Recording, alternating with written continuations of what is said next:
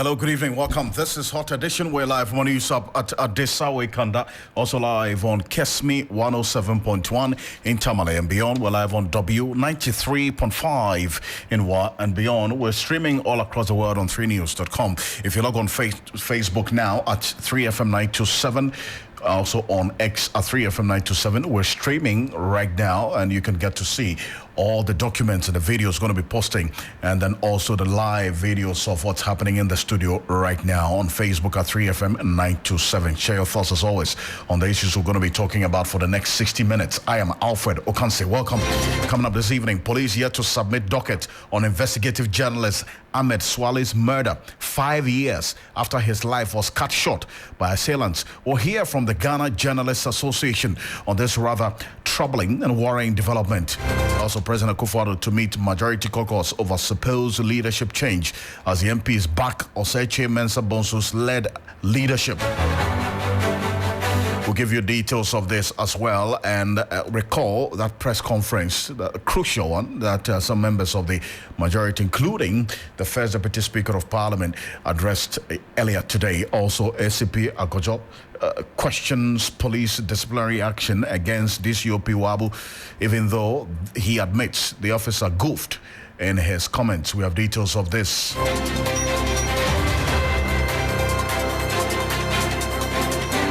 Some more coming up here on Hot Edition on 3FM 92.7. The happenings at the Public Accounts Committee today, as the Cocoa Board CEO Joseph Boahin Edu has been explaining the consistent losses that Cocoa Board has recorded over the couple of years gone by. But the Public Accounts Committee members did not take kindly to the situation and also the kind of explanation that Cocoa Board gave to their losses. We have details of that for you.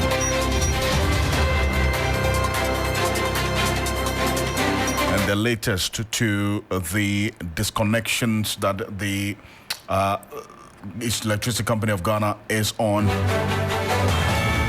The update is that government is said to have released some 5 million Ghana cedis to settle ECG arrears of senior high schools. We have updates for you on that. Latest in business, sports, and entertainment coming up over the next 60 minutes. Let's get into the details now here on Hot Edition on 3FM 92.7. We're also live on Kesmi 107.1 in Tamale and beyond, also on W93.5 in Wa and beyond. Now, straight to the eastern region where one person has been reported dead and vehicles burnt in a violent clash between Osino Presby Senior High's technical students and Insua Pemso residents in the Fantiakwa South District of the Eastern Region.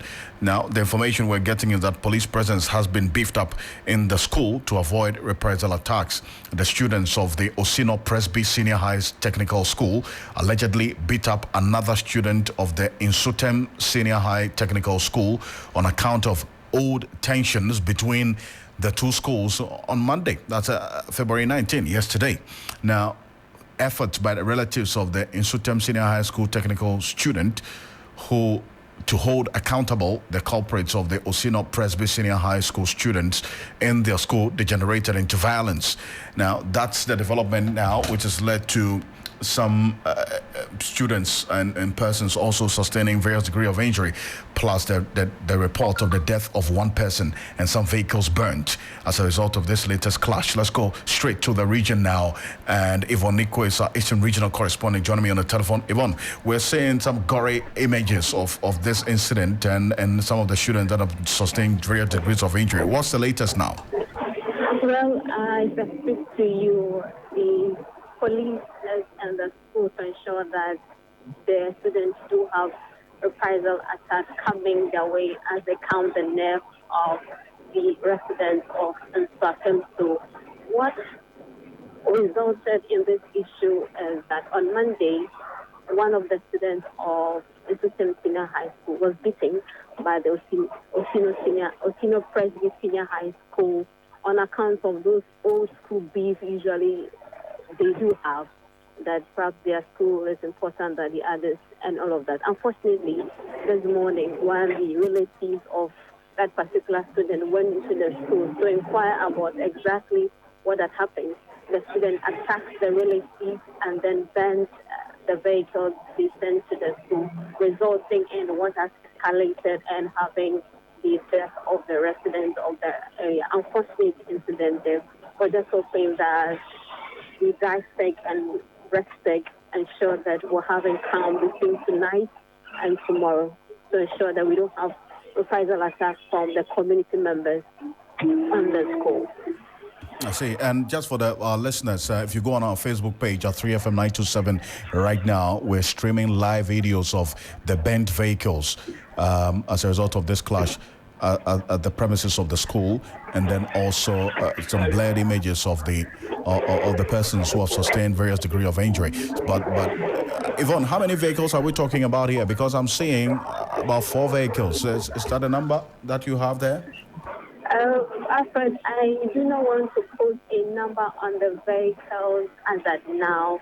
We're seeing them bent and recognized, and so we're going to take the correct figure from the police who have the duty to do so. But what we do know that the vehicle belonging to the relatives and one other have been bent in this particular crash that we're having. I see. But the police presence on campus, what can you tell us about that? What's going on there? Well, it's been a very beef up of situation for the senior Presbyterian High School because of the incident that has occurred. The police, by their intelligence, had to be there because there's tension in the community because of the death of the resident this particular afternoon. And so for them, they would have to be there from now until tomorrow or when the matter has died down. Otherwise, there's a possibility of students of the community or possibly the students of the other school, that is the same senior high school, who was attacked yesterday, returning back to have a reprisal attack of the students of the school. I see, but we understand as well that some of the students sustained various degrees of injury. Are you able to tell us what their condition is as we speak? Alfred, I am unable to readily clarify any of the students that reported.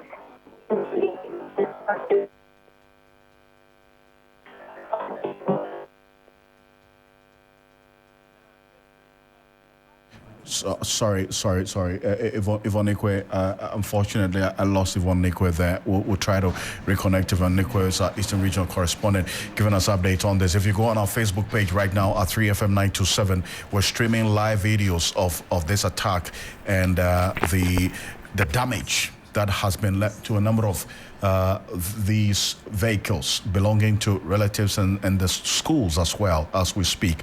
And we want to get some more information on the confirmation we're getting of one person who was died as a result of this violent clash between the Osino Presby Senior High Technical students and then also we understand in Swapemso residents in the Fantiako South District of the Eastern Region. Let's go onto the telephone. District Chief Executive for the Fantiako South District, Ernesto Fosu, is joining us. Fosu, good evening. Thank you very much for joining us here on Hot Edition. Good evening, sir, and good evening to your listeners. Great. Now, we received this news of this clash between the students of these senior high technical schools in your area. First of all, as the chair of the District Security Council, what briefing have you received concerning these clashes? Okay, thank you very much. Yesterday evening, around 6 p.m., I had a call from the headmaster of the district that there has been some misunderstanding between some of the students and then some towns of community nearby the school called in Swapemso. And the briefing was that some of there was a student from the same senior high school who came to Osino Senior High School yesterday, and then there was a misunderstanding between that student from the same senior high school and then some of the students at Osino Senior High School. And then out of that, they seized the mobile phone and then an amount of money, like 10 cedis. And that being said was the students from Osino Senior High School. So there was that misunderstanding. And then those people came later on. He went to mobilize some people that he was attacked by some of the students at Osino Senior High School. So later they mobilized themselves in 7 in number with a car to also come and then attack some of the students. So in that aspect, there was a misunderstanding between the two groups. And so they had to, some of Osino Senior High School students, some of them stoned the car they brought. And because of that, the car got damaged, and then they couldn't send the car back. So we had to call the FDU people to come in. And so the car was parked somewhere. And then just this morning, thinking that the matter is being resolved with the police, and then those people involved, the parties involved, only to realize that some 3 people came to the dormitory, the boys' dormitory of Osino Senior High School. And then when the students who were in class were informed about it, the boys rushed to the dormitory and then attacked these 3 boys. So in the situation, 2 of the boys were able to escape. They ran away, and then 1 of them was arrested, and then the boys attacked him, stoned him, and then beat him mercilessly. And then by the time they rushed him to the hospital, he was pronounced dead. So that is what happened. So we had to also come in with police reinforcement. So the regional police commander came around. The regional police commander came, the divisional commander came, the district police commander came, the MTCC commander came, the SPU, I have 2 commanders within my district, they all came. And so we met all the students. We assembled all the students, talked to them, and that they have to desist from that act. From there, we went to the community where this guy who was attacked to death also came from. That's in Shapem. So we went together with the regional police commander and his team to meet the chief and the people of Mr. So from there, we went to the bereaved family, and then we also console with them. So now we are moving back to the management of the school, Osino Senior High School, to have a final discussion with them. We have assured the people of Mr. and then the bereaved family that investigation will be done to the latter, and therefore they should trust the police. And then we also want to use this medium to assure all parents who have their wards at Osino Senior High School or Osino Presbyterian Senior High School that they should remain calm. The situation is under control, and then their wards are in safe hands. So that is the situation for now. Everything is under control now. I see, but this person, you indicated that there are 3 people came to the boys' dormitory of the Osino Presby Senior High School, and 2 of them escaped. 1 person was beaten to death by the students of Osino Senior High. This person who died, is he a student of Insutem Senior High School? No, the student who had an earlier issue with them, he is not affected now. So the one who died is a town folk. It's from Ishapemso community. A young guy from Ishapemso community. He's not a student. Okay, but what did they at Osino or Ishapem? He's not a student in this school. But the information is that they were saying numbers came from Ishapemso. The community that they believe that the boy from Ishapem Senior High School who was attacked earlier on came from that community in Shapemso. So they, in support of the guy, these 3 boys came from Shapemso to also attack. They believe that they were coming to burn the boys' dormitory. That is the information we had. But that one, the police are still investigating to see if that is the fact of the matter. So now the one who died is not a student. I see. It's from the. He's a resident or a town folk in the Shapemso area. Yes, in Shapemso where this student of Insutem was attacked. Among the 3, he was part of the 3 guys who came to the dormitory this afternoon to attack or to ransack the place. Well, but you have information that they were suspected to have come to burn the boys' dormitory of... That is the initial information we have, but the police are investigating the matter to see if that is really the fact. Okay, but what about this fear of a reprisal? Because now you have just confirmed that the person who has been beaten to death by the student of Osino Presby Senior High is a town folk, is a resident of Nsuapemso. Now, we are also, based on the reports that our reporters giving to us, that the residents of Nsuapemso are not happy about this development, and a number of them are threatening to also take up the issue and engage in a reprisal attack. Is it one that you have received as well as regional security? That is why I said earlier on that in conflict resolution, you have to do a win-win. You don't have to just see out one side. You have to mediate well. So after meeting the student body, we assemble all the student bodies together with the staff. We talk to them. The regional commander, the divisional commander, myself, and the district commander and the FPU commander all spoke to the student body. From there, we all moved to Nsuapemso, the town or the community that the disease is coming from. We meet the chief and the entire community together.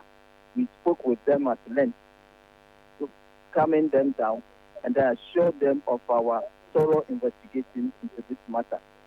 Having said that, we went to the bereaved family, also console with them, and then also went further to assure them of our thorough investigation to ensure that at the end of the investigation, they'll be satisfied with the outcome. And then finally, even though the people, the community, the town folks have assured us that they are going to give us the necessary support, so they are never going to attack. They are giving us that assurance. And we further have also made provision for adequate security.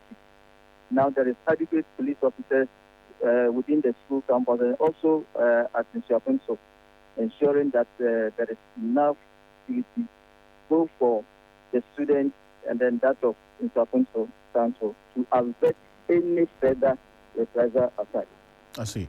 So, is the police, or I mean, for you as the chair of the District Security Council, are you also going to be minded about finding the students of Osino Presby Senior High who are reported to have beaten this person to death, as well as establishing whether these persons were indeed in the school to come and bend down the boys' dormitory as is being reported?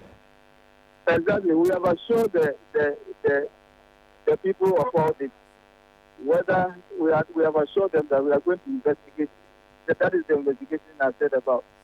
We're going to investigate this matter to the latter, so that at the end of the day, whether the students who engage in this act, whether they did it with the help or with the support of somebody or unseen hands or whatever, all this will be done at the end of the investigation. So let's track the system, and then at the end of it, the truth will come out. And then may I also reiterate this to assure parents who have their wards as suspect that they should become their wards are in safe hands. There is adequate security for them, and that there is no cause for alarm here, and then the situation is under control.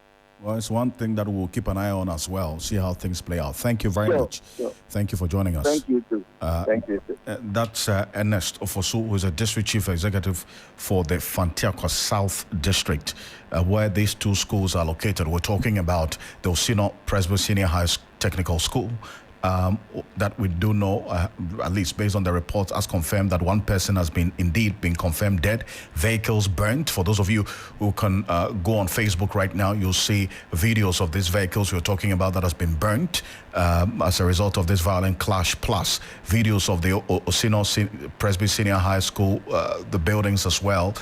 We are in the school right now. If you go on our Facebook page, we're showing you live videos of the Osino Presby Senior High Technical School, where we understand three persons from Nsuapemso area, which is a vicinity close to the Osino Presby Senior High School. some 3 persons from the area were identified in the Osino Presby Boys Dormitory. One of them has been confirmed dead after the students of Osino Presby Senior High School chased and beat up these persons, and one of them was beaten to death, and at least based on the reports and the confirmation from the DCE whom we just spoke to. And we understand that the Insutem Senior High School technical school students are also sitting on edge right now because of the fear of how the Insuapemso residents are going to react to this particular situation, and that's why the DC continuously reiterating that call for calm in the area. And this is one that we are following up and keeping an eye on quite closely, because police presence has also been increased. And if you go on our Facebook page right now, we're showing you videos of the police presence there. A number of policemen have been deployed to the Osino Presby Senior High Technical School to beef up the presence there, as well as the Insutem Senior High Technical School have heavy police presence there as a result of this incident that has led to the death of 1 person and a number of vehicles touched as a result. Stay with us here on Hot Edition. Our correspondent is in this area, who will be giving us an update on the situation here on Hot Edition on 3FM 92.7. But away from that, the Attorney General and Minister for Justice, Godfrey Yeboah-Dame, has told Parliament 5 years after the murder of investigative journalist Ahmed Swale, the police is yet to submit to his office any docket fit for purpose. Now, the journalist's murder continues to feature as one of the key reasons for Ghana's slump on press freedom rankings. Answering questions in Parliament, Godfrey Yeboah-Dame told MPs he continues to implore the police to intensify efforts to identify and arrest the killers of the journalist.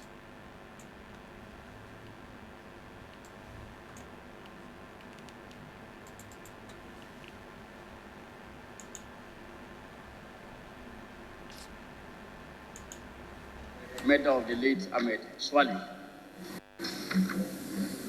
The Speaker, it is worthy to know that it's a matter being investigated by the Criminal Investigations Department of Ghana Police Service. No docket fit for prosecution or action has been built and presented to my office as I stand before you since the deceased died. It is therefore correct to say that the Attorney General is not seized of the matter. However, on being appointed Attorney General and Minister for Justice, the former Inspector General of Police, Mr. Opombweni, paid a courtesy call on me on 29th March 2021. Being concerned about the failure to resolve this as well as other homicide cases, I inquired about the state of investigations into the matter. I demanded a report on the status of investigations, and the Director General of CID obliged my request and presented a docket giving an account of work so far done on the Ahmed Swale murder case. The information showed that the deceased Ahmed Swale was an undercover investigative journalist who worked with Tiger IPI. He was key in investigations that exposed malfeasance in some state institutions, and on 16 January 2019, 2 unknown persons on a motorbike with a covered license plate shot and killed the deceased in his vehicle at Medina while he was on his way back from a family meeting. The investigations by the police commenced immediately. 2 empty shells of 9 by 199 millimeters were found on the ground, while 3 other empty shells and 3 spent pellets of 9 by 199 millimeters ammunition were also found in the car. First one to further request for information on the state of investigations. A second information docket was received by my office in May 2023. The docket indicated that the investigations into the case are still ongoing and that the identity of the perpetrators of the deceased was still outstanding. No identifiable suspects have thus been found. The Attorney General, in a letter dated July 2023, advised the police. First one to further request for information on the state of investigations. A second information docket was received by my office in May 2023. The docket indicated that the investigations into the case are still ongoing and that the identity of the perpetrators of the deceased was still outstanding. No identifiable suspects have thus been found. The Attorney General, in a letter dated July 2023, advised the police to intensify their efforts to identify and arrest perpetrators and to inform us as soon as this is done.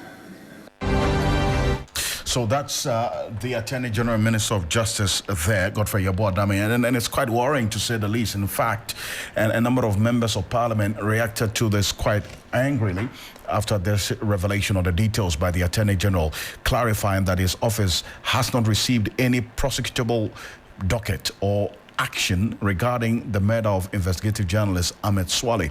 Now, while investigations are ongoing, the Attorney General noted that 4 suspects were initially detained to assist in the inquiry. However, they were later released on police inquiry bail after eyewitnesses failed to identify them. So Ahmed Swale, if you recall, was tragically killed on January 16, 2019 by 2 unidentified individuals on a motorbike with a covered license plate. The incident occurred at Medina, specifically Zongo Junction at Swale was returning from a family meeting. During a parliamentary session earlier today, the Minister for Justice and Attorney General emphasized that the murder of Ahmed Swale is amongst many pending cases. He shared that the Criminal Investigation Department of Ghana Police Service is handling the matter, and indeed, as of now, no document suitable for prosecution has been presented to his office, and that is the revelation or the details we're getting so far on this matter. And let's go on to the telephone now and quickly connect with Richard Kumado, a security analyst, and also a forensics expert joining us on the quick one on this. Mr. Kumado, good evening. Thank you very much for joining us here on Hot Edition. Thank you. Now, first off, it's certainly what should be concerning to you, being in the security space, that as of now, 5 years on, the Criminal Investigation Department of Ghana Police Service, according to the Attorney General, is yet to come up with any suitable document for prosecution to his office on the Ahmed Swale case, is it not? Yeah, I was taken aback. Unfortunately, that has become the norm of what we are dealing with, where we are creating too many mystery deaths, that investigations are taking too long, that evidences are taking too long to be unraveled and put together for prosecution. I am surprised on one hand, and the other hand, because it has become the norm of the day, particularly Ahmed Swale and J.B. Dankwa.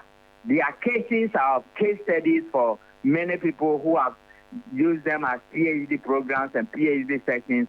And what is shocking is that for 5 years, the case have not been opened. So I'm not surprised he went to Parliament and said dockets have not been presented to him. This is where we find ourselves, even though it's unfortunate. To be honest, is it unusual in a case like this, and we're talking about a murder case for to some extent, we know some murder cases take very long time. Tupac case, and many of these cases, they are just being unraveled. But what happened over the years is that there has been some level of consistency. And we cannot say we don't know who killed J.F. Kennedy, so we should rationalize that behavior. Just last year, the killer of J.F. Kennedy has been unraveled with some level of controversy. But in our own peculiar case, what is happening is that deliberately or unconsciously or negligently, we are creating a number of mystery deaths. And if we continue with such attitude in terms of investigations and an inability to put dockets together for prosecution, it will not serve anybody's interest. And I think they are listening and they are watching. And people who are concerned and people who want to act with reasoning, they will need to wake up to their responsibilities. Other than that, we have the opportunities and we are missing them out. I mean, and I recall that the last time the IGP, to where the top hierarchy of the Ghana Police Service, engaged some selected journalists, this matter came up just about 2 or 3 years ago. And the indication was that they are creating a cold case unit. And they're going to handle some of these cases, including this Ahmed Swale case we're talking about. But it appears that after 2 years of this cold case unit being created, not much of a difference has been made, is it not? At least based on what the Attorney General is telling us. Definitely. I think we need to ask Dan Paris a few questions.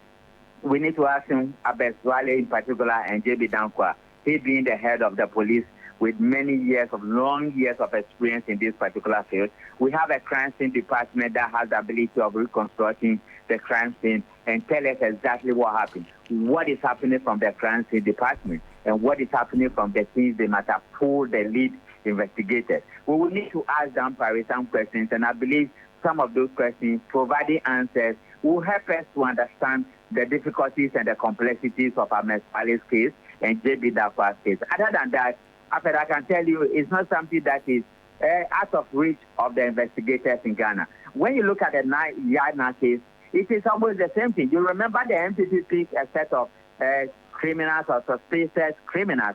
Then they left hope there, but then the NDC came and picked another set of people. And that is why they have left it the way it is. I think for where I stand, I'm getting worried that we are creating so many mystery deaths that we are not finding answers to, and it might not serve anybody's interest. Thank you so much, Mr. Kumado. Appreciate your time. Richard Kumado is a security analyst and risk consultant, joining us with his thoughts on this latest from the Attorney General and Minister of Justice on the Ahmed Saleh's murder. He has just indicated to Parliament that his office has not received any prosecutable document or docket or action regarding the murder of investigative journalist Ahmed Saleh. Let's a bit further with the police and issues of security, because a former senior police officer, ACP Benjamin Agojo, has questioned internal disciplinary action against DCOP Gilbert Prince Wabu. The police administration on Monday issued a statement distancing itself from the comments made by the senior officer. DCOP Wabu had asserted that the police service will take the lead role in providing security during the December elections. He added the police does not intend to solicit the help of the military in this regard. He made the comment during a media interaction on Monday. If you looked at 2023, the elections that we conducted you could see that all were incident-free. This is the status, and we have learned out of it, we have taken notes out of it, and so we know where we are moving What forward. have you learned out of these? Like how we organize it, how we organize all those elections that within last year, and whatever happened in 2022, a lesson has been learned out of it. We're not maybe going to involve the military as it were, because it was not even the police that came out with this issue. So it's going to be only the military, the police, the prisons, fire, and then immigration. That is going to conduct these elections. They are going to support us. It is our baby. It is the police baby, but we want to co-opt in our sister security to assist in one way or the other. It's been sorted out by the Inspector General of Police with his POMA members, and it's a clear-cut issue. Every internal issue is the police duty, and that is for sure on place. So we don't have any thing that we need to maybe recall the past when it comes to this year's elections. Well, that's DCOP Gilbert Prince Wabu there. Now, hours later after this statement he made, the police administration issued a statement disassociating itself from the comment. Now, after that, a former senior police officer, ACP Benjamin Agojo, says the officer goofed in his comments. He, however, does not support the disciplinary action instituted against the said officer. It is too emphatic a statement for anybody to say that the military will not be involved in the election. First of all, let's understand that when it comes to election security management, there are different roles. The police may be at the forefront. They may be at the polling stations. They may be at the constituency collation centers. They may be at the regional collation centers. They may even be deployed elsewhere. But there are other duties like rapid reaction forces where they have to deal with patrols and other things. There are other people who may be at the borders to ensure that there are issues of terrorists do not infiltrate during the period where the security forces are concentrating on election. So when you look at the totality of all this, maybe if the officer had said something to the effect that the military will not be at the polling station, he may be right. If he had said something like the military may not be at the collation centers, he may be right. But when he makes an emphatic statement that the police, the military will not be involved in the election, that is a fallacy. It does not happen anyway. And it will not happen. And he's also been talking about what the way forward in his view should be, especially with respect to the conversation on whether or not the military should be involved in providing security during election 2024. I don't see why there should be disciplinary processes. Who selected him there? What assessment did the person make of the officer before sending him there? What is the knowledge and the background of the officer? So far as I'm concerned, that officer has not been at the forefront of serious operations at the headquarters. Look, let me give you a typical example. There's a director of operations called Abbas, ACP Abbas. He even worked under me at a point in time. And I know that if ACP Abbas were to speak on this issue, he wouldn't have made those statements. So you see, even in the police service, there are people who have certain skills and knowledge that must be exploited and used. Well, so that's the ACP retired Gojo there talking to us. Let's say a bit further on this matter. Dr. Victor Doka is a lecturer at the Kofi Annan International Peacekeeping Training Center, is a security analyst as well. Thank you so much, Dr. Doka, for joining us here on Hot Edition. Hello, can you hear me? Hello. Yes, Alfred, can you raise your voice a bit? I can hear you now. Can you hear me? Yes. Fantastic. Now, you've seen the police statement distancing itself from the statements that a top official has made. The point that ACP Akojo makes is that to the extent that this person had some briefing before going to the event, he is not in support of any disciplinary action that the police said they're going to institute against him for misrepresenting the Ghana Police Service at that event. Is it one that you would support? Thank you for this opportunity. First of all, now this whole situation is getting very confusing in a sense that you can have a top security officer going on radio speaking on behalf of the IGP for the invitation, which we all not have seen yet. So for him to go sit there, it means there is some kind of authority backing him. Now, to say whatever he said is another thing, because we don't know whether he was briefed or he himself knew or was part of any meeting prior to this interview. Now, with regards to sanctions concerning himself, which he may or may not be agreeing to, depends on the kind of agreement or arrangement they have in the service. So if he was really assigned or designated to represent the IGP, and then there is supposed to be a sanction, then I think they would handle it in the sense that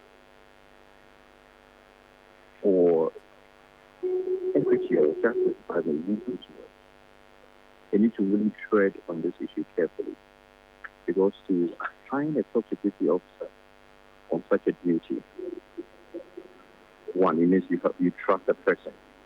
You know the person's job with regard to what he has done in the service. And that's why you allow him to go and sit on radio to speak on behalf of the service, i.e. the security task force with regard to elections, and then speak on matters such as these. And unfortunately, what came out of his mouth with regards to the army is very unfortunate. So I think now what can be done is just to see to it that the situation is put under control with regards to ensuring that this issue came out based on the fact that there was a prior preparation, and to ensure all of us who are concerned about the security that it will not happen. All the securities are one and engaged when it comes to election security. So we'll be at peace. Indeed. And this is the way to go. I said thank you so much for your thoughts on this and the recommendation as well. Dr. Appreciate it. Dr. Victor Doke is security analyst and a lecturer at the Covenant International Peacekeeping Training Center, joining us here on Hot Edition. Also, let's go straight to Parliament because it followed speculation of an imminent reshuffle of the leadership of the majority in Parliament. Now, Member of Parliament for Ifutu, Alexander Fenyomakin, per the speculation, was to become the majority leader. And with the Nsawam Adreju MP, Frank Anodompre, also reported to take over as his deputy. Now, the matter, which was reportedly tabled for deliberation during the National Executive Council meeting of the MPP, was deferred for further consultation. Speaking to journalists in Parliament, a group of MPP members of Parliament, led by the first Deputy Speaker of Parliament, none other than the first Deputy Speaker, Joe Sewusu, warned no change will be countenanced as they are satisfied with the work of the current leadership of Parliament, led by Osechi Mensah-Bonsu. Take a listen to this. Good morning, ladies and gentlemen of the press.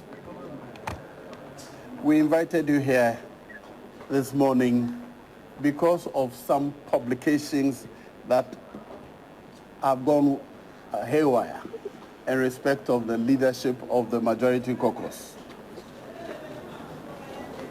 We are here to inform you, and through you to the world, that the publications that are going around is not true, it's false, that the caucus, the majority caucus, have not made any changes in its leadership. The majority caucus has not contemplated making any changes to its leadership, and that we tell the whole world, Ghana, to ignore any such publications. Well, I want to assure you. That's Jose Usu there. Now, let's go on to the telephone now. And Dr. Rashid Rahman is an experienced analyst when it comes to parliamentary issues, as the director of the Africa Center for Parliamentary Affairs. Dr. Rashid Rahman, good to have you as always here on Hot Edition. Now, this is more like a deja vu, is it not? Just reminding us of what the NDC did just about a year ago, a little over a year ago. Now, the NPP's situation is quite different. You have the first Deputy Speaker leading a pack of experienced members of Parliament saying that, you know what, we are not going to countenance any change in the leadership of this majority in Parliament. Meanwhile, yesterday, this was an agenda on the party's National Executive Council meeting as well. How do you analyze all of this and how things are playing out now? Well, Alfred, so I think this smells like a failed or an attempted coup d'etat against Honorable Osechi Mensah-Bonsu. I mean, that's the way I see it, especially if it was on the agenda and so on of the National Executive Council. Now, when the NDC did their change, we saw the fury that greeted that change. Many that spoke to some of us said that, look, we are not against change, but we are against the process. We are not just there as ordinary kind of individuals. We are there representing our party and representing our constituents. And it's very important that we are consulted anytime such a very important kind of strategic change is going to take place in Parliament. I mean, I see parallels in this. I mean, I was hoping that the MPP would learn some lessons from what happened with the NDC, but I guess the lessons were not learned. So this is almost like a failed coup d'etat. A failed coup d'etat, you say, and that certainly has its own troubling repercussions, is it not? Yes, indeed. And what you want is, you want to break the eight. The most important ingredient at this point is unity. You want to make sure that, the party is united both inside and outside of Parliament. We are also seeing a situation where I think in the months before, party headquarters are giving directives to parliamentary caucus. I think the caucuses are not taking this lying down. I think they are saying, you know what, leave us alone to make our decisions. Unfortunately, Alfred, I think we have the new standing orders of Parliament having a provision for these democratic processes of electing leaders, particularly for the various caucuses, which I believe if they put in place, I think it will augur very well for how things are done in Parliament. Great. Dr. Ashijaman, appreciate your time, and we'll continue this conversation on Ghana Tonight. Thank you so much. Thank you. Dr. Ashijaman is director of the Africa Center for Parliamentary Affairs there. This is Hot Edition. We're back shortly with business news after this quick break with Michael Obodu. Stay with us. Turn the mic on. Gobe lovers and Gobe Eaters Association, get ready for the biggest Gobe event in Ghana. When I wake up in the morning, Gobe Nikoko is calling.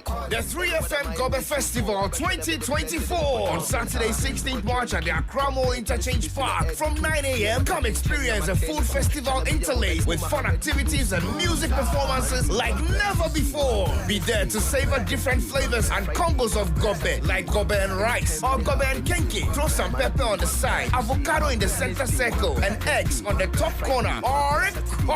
Last year was terrific. This year will be a showdown. Don't miss out on the gastronomic delights and vibrant atmosphere. Are you a Gobe seller or you know anyone? Call now to register 0532-200-927 or 0531-100-927. Let's link up. The 3FM Gobe Festival 2024. Your Gobe joint the B. Join us on Saturday 16th March at 9 a.m. and let's transform the Accra Mall Interchange Park into a Gobe lovers paradise. I mean, you know, the 010 formation, you only do work if we talk Gobe.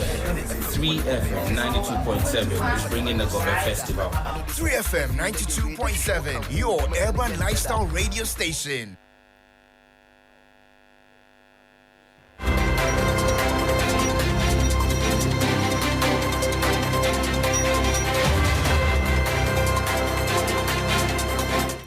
Hello there, good evening. It's time now for the business segment here on Hot Edition. Coming up tonight, the Ministry of Food and Agriculture enrolls key stakeholders onto the Ghana Agriculture and Agribusiness platform of the Planting for Food and Jobs Phase 2. Details coming up shortly. I am Michael Obodu. Stay with us.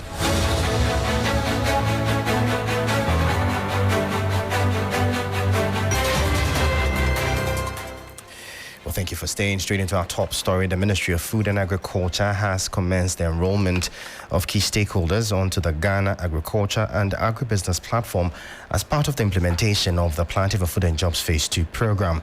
This digital platform will oversee and monitor the operations of Phase 2 of the program. The urgent demand from farmers for the swift implementation of this policy underscores the need to ensure significant impacts on food production in the country this year. Speaking to the media, Public Relations Officer of the sector, Tanko Bagbari, highlighted that the platform will facilitate real-time monitoring of the program's progress, ensuring optimum outputs.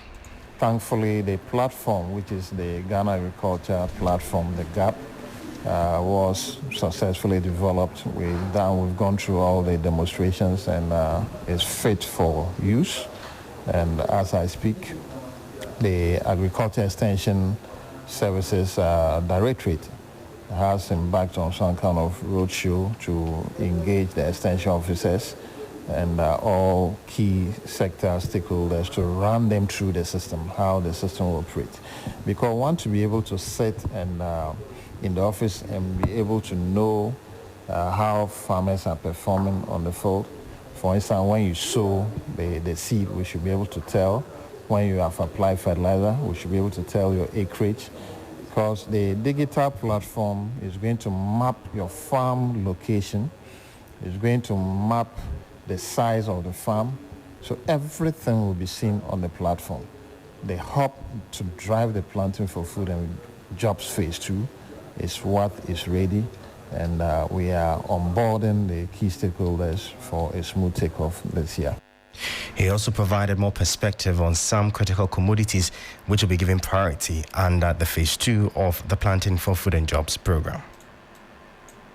We are dealing with 11 commodities, including poultry.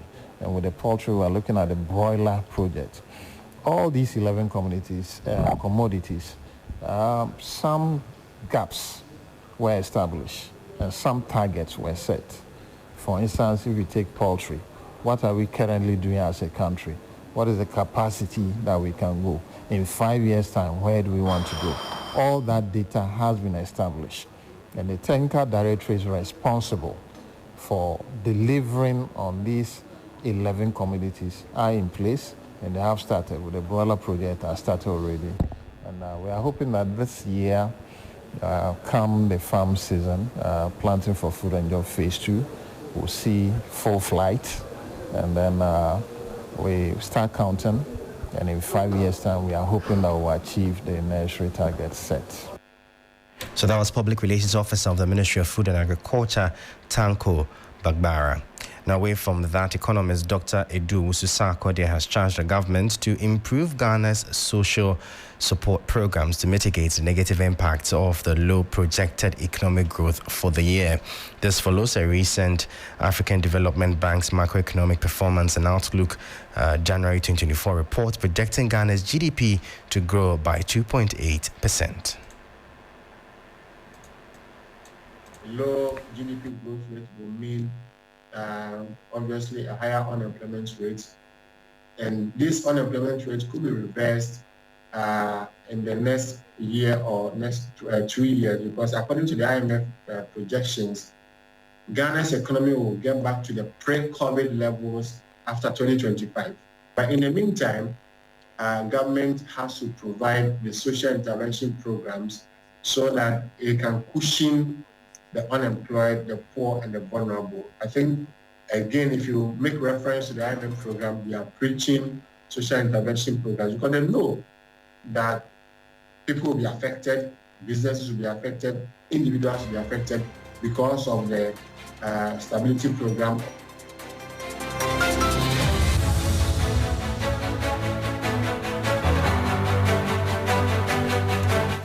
So that was economist Dr. Edu Ususakode. They're bringing an end to the business news here on Hot Edition. For more business stories, please check out our website.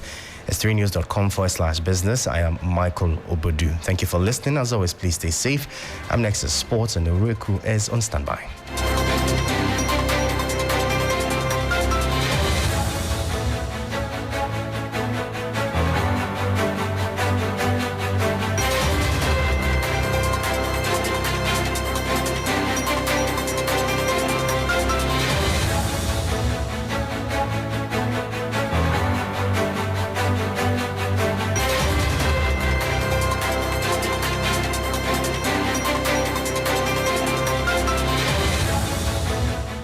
Hello, good evening, and welcome to the sports segment here on Hot Edition with me, Oreku Ampofo, here on 3FM 92.7. We start off with the Black Stars because everyone keeps asking who would be the next coach of the Black Stars. For some weeks now, we've known that Otto Addo has been linked with the job, especially in recent times, but a new name has emerged to become Otto Addo's assistant, and that is Michael Essien, who is currently one of the youth coaches with FC Nordsjælland in Denmark. Now, he's under consideration to become one of the assistants of the Black Stars, job. That's the coaching job. And one of his former teammates, Fatau Dauda, has been speaking to 3 Sports on what type of player Michael Essien was and whether he has the requisite skills to become assistant coach of the national team. What I can say about Michael is the short time I was with him in the national, he has played in the national team before I came to the national team. The short time I had with him, I remember when we went to before the World Cup, we played the playoff against Egypt. He was with us. Very encouraging and very reserved. He doesn't talk too much, but anytime he comes to you to talk to you, you see that he makes sense. He talks something deeper, but he doesn't talk too much. He doesn't have conversation too much. But anytime he comes to you, when he comes to me, he comes to me with the words of encouragement. This, that. I remember the game against Egypt in Cairo. After the game, we were in the dining. He came to me. He didn't talk to me. Just used his hand to just rub my hair. You understand? That tells you something. Like he has been encouraging me. Whenever a local player or let me say a new player comes to the team, they encourage the person to give his best. And then now he's with Nordsjælland in Denmark. Has a nicest environment to learn if you want to be a player or want to be a coach. Nicest environment. So as things stand, it would be Michael Essien as an assistant to Otuado, and then we're also hearing Asamoah is being considered for one of the assistant roles, and Adam Korase as well for the goalkeeping department. We'll keep you up to date on how the story develops as to who would be part of the new technical team of the Black Stars. But whilst the Black Stars try to figure out their next leadership, the Black Queens seem to have that under control and are just a couple of opponents away from qualifying for the Olympic Games for the first time. To reach the final round of the qualifiers, they need to beat Zambia, a team that has been on the rise in African football, having participated in the last Women's World Cup. My colleague Billy Shen was at the Accra Sports Stadium this afternoon to watch the Black Queens train ahead of the game on Friday. The Black Queens completed their second training session ahead of round 3 of the 2024 Olympic Games qualifiers against Zambia earlier on Tuesday. The women went through a number of drills, including stretches, jogs, the rondo, and the 11v11 with some tactical tweaks by the coach. Charlton Athletic star, that is Frida Yisi, participated for the first time with a new teammate and came out unscathed. At the early part of the session, Nora Haptel watched their goalkeepers keenly as there's a starting slot open due to the absence of the goalkeeper Cynthia Conlan due to an injury. Goalkeeper Victoria J did not join this session, and also Gifty Esifua was not part of the session, but Gifty has not joined the camp yet and is expected to join camp in the next few hours. The team will continue training on Wednesday and on Thursday ahead of that big game on Friday. Billy Shen for 3 Sports from the Accra Sports Stadium. Well, just before we wrap up the sports, some big matches to look forward to later tonight in the Champions League. Would have Inter Milan face of Atletico Madrid, and then PSV facing Borussia Dortmund. In the Premier League as well, Manchester City would be playing the outstanding game against Brentford at the Etihad. That's how I wrap up the sport here. My name is Ore Kwampafo. Up next is entertainment with Akofa.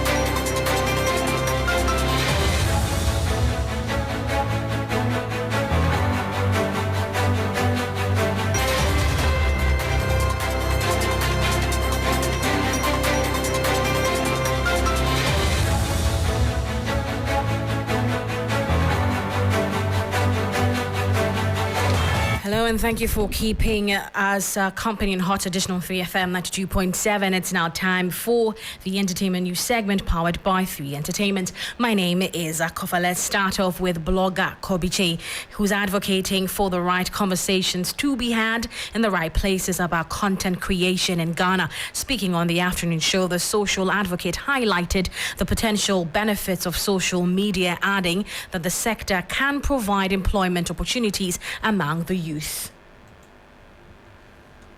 Is that the stakeholders, the policymakers, a lot of people have graduated from school and they have capitalized on social media.